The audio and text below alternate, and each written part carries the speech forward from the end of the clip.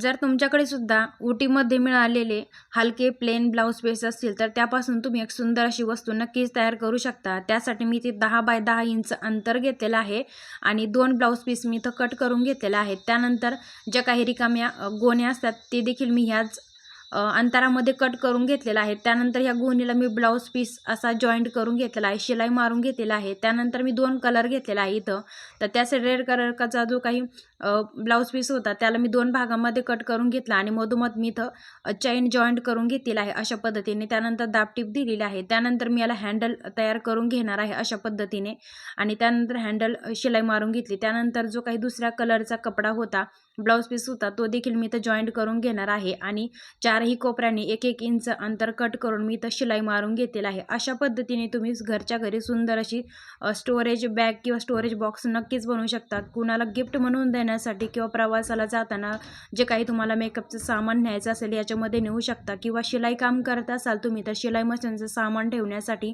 असा छोटासा storage box म्हणून किंवा बॅग म्हणून तुम्ही नक्कीच बनवू शकता।